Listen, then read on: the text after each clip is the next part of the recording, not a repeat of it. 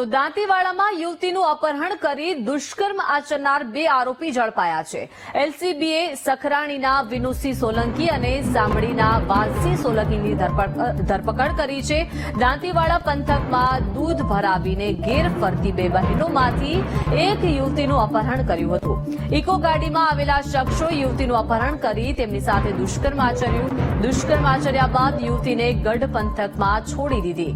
સમગ્ર મામલે પરિવારે ફરિયાદ નોંધાવતા પોલીસે તપાસ ચલાવી છે અને બંને આરોપીઓની ધરપકડ કરી પોલીસે વધુ કાર્યવાહી હાથ ધરી છે. ગણતરીના કલાકોની અંદર જ આની અંદર જે 2 આરોપીઓ હતા એ બંને આરોપીઓને પકડી પાડવામાં આવે છે. જે બંને આરોપીઓ છે તેનું નામ છે અનુક્રમે વિનસિંહ ઉર્ફે વિનુસિંહ કનુસિંહ સોલંકી, રહે સખરાણી, મોટાવાસ, પાલનપુર. સેકન્ડ નંબરનો આરોપી છે એનું નામ છે વાલસિંહ ઉદયસિંહ સોલંકી, રહે સામડી, મોટાવાસ, તાલુકા પાલનપુર. આ બંને આરોપીઓને પોલીસે ઝડપી પડ્યા છે અને એમની ઓળખપણ પણ કરવામાં આવી છે. આ સિવાય એમને કોર્ટમાં રજૂ કરીને તેમના આગળના ફર્ધર રિમાન્ડ પણ